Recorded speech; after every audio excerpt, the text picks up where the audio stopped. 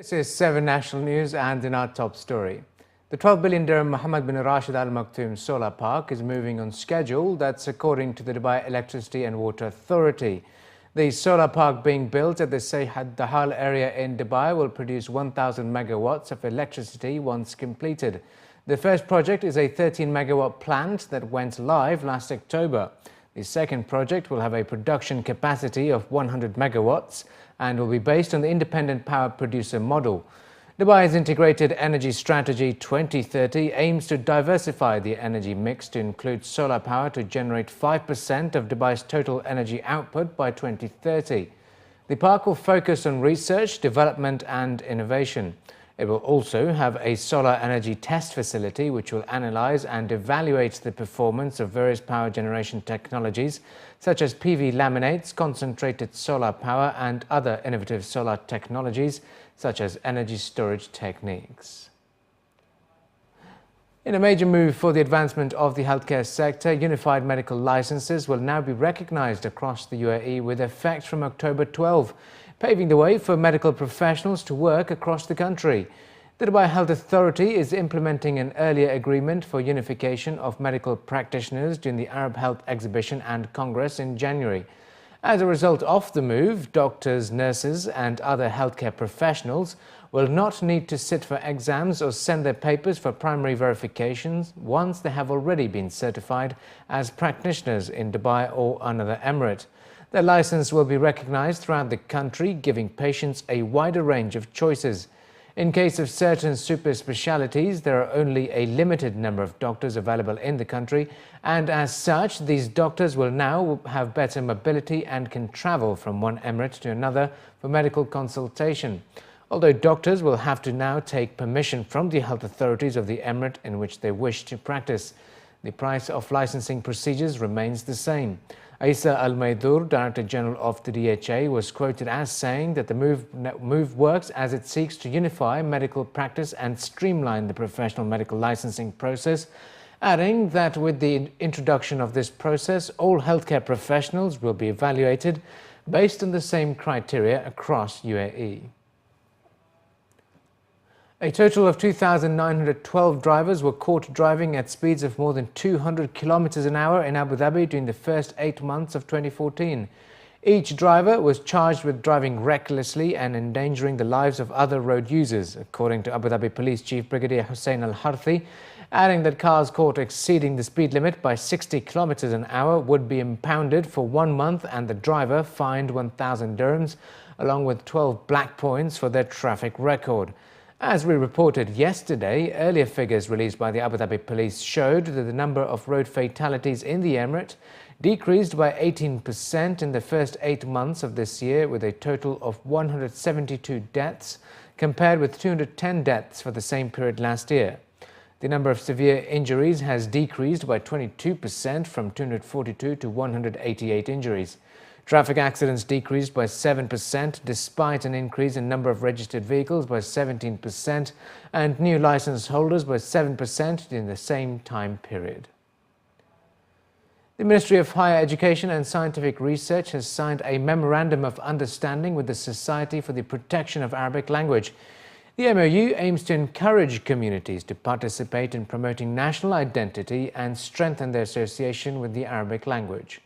This is in line with the implementation of the Arabic Language Charter initiative launched by His Highness Sheikh Mohammed bin Rashid Al Maktoum, Vice President and Prime Minister of the UAE and ruler of Dubai, in an effort to develop Arabic language affiliation and encourage its use in all areas of life.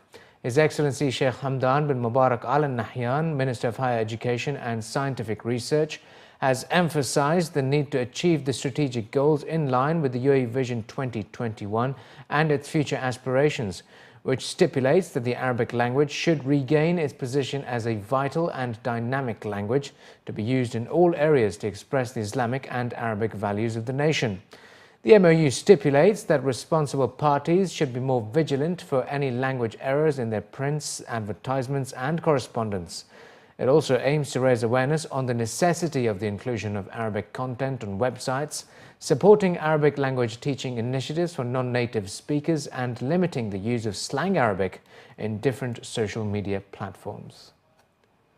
Emirati businessman and philanthropist Khalaf al-Habtour can add to his list of achievements and archives in a private US college named after him. Khalaf al-Habtour donated 2.3 million dirhams to the Illinois College in Jacksonville to create an archives for the private liberal arts institution. This will fund the relocation of the archives in the college library, compact shelving, a book scanner, furnishing, and part of the funds needed to employ an archivist or a curator. This is part of an initiative called Preserve, Share, Produce, which is partly funded by a 734,600 dirham grant from the National Endowment for the Humanities, a US government grant agency. Former US Congressman and Illinois College alumnus Paul Findlay introduced al-Habtour to the college, from which he has since received an honorary doctorate degree. In 2011, al-Habtour began an essay writing competition for students at the college on the topic Bridging the West and the Middle East. He has also supported other projects at the college, including the renovation of a hall that houses the Khalaf al-Habtour Leadership Center and the Paul Findlay Congressional Museum. He also supports the Khalaf al-Habtour Leadership Program, which includes a lecture series named after him. The famous author of the Da Vinci Code, Dan Brown, will be at this year's Sharjah International Book Fair.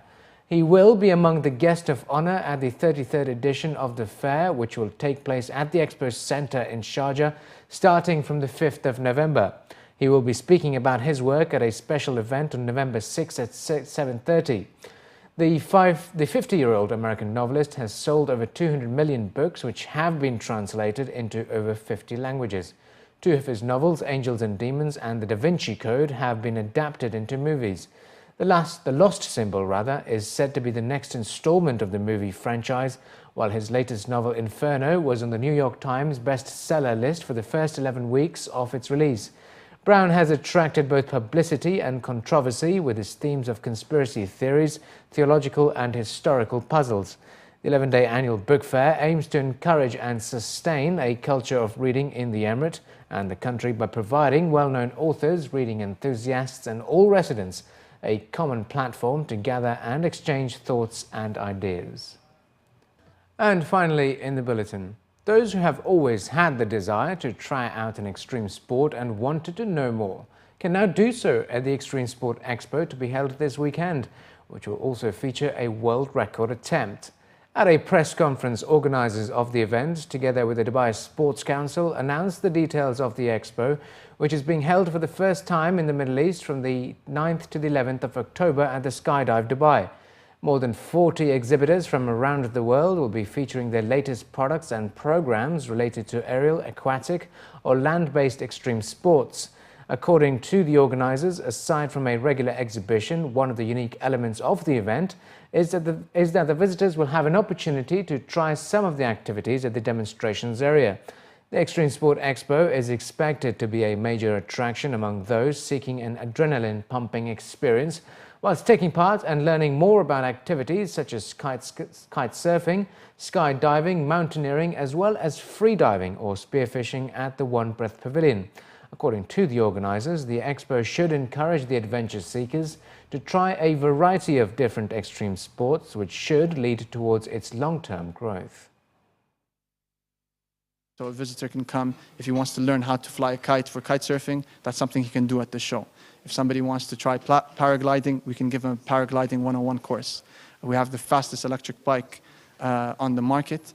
If visitors want to try that as well, they just put on the safety and they can get on the bicycle. So it's exactly as you mentioned, our exhibition is not come and look, it's come and try. What we're doing in the Spiro Extreme Sports Expo is we've brought together the different extreme and action sport companies and the different extreme and action sport communities for 3 days, for an exciting 3-day weekend. When you do that, two things happen. The first thing is that extreme sports enthusiasts of the air start to think of extreme water sports, and people who are into water sports start to think of aero sports and land sports. So there's a good mix over there in terms of people trying new things.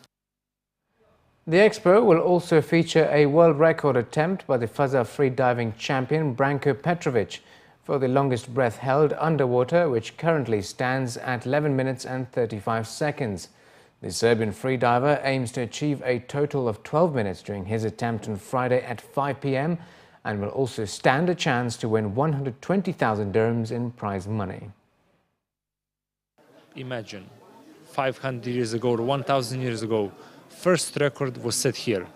And then, after such a long time, I have chance to set the new record, the final record, here on the same place, just another time. So this is very exciting for me, and I think this is the only way how it should be done, in a matter of respect to the people of Dubai and the chance they gave me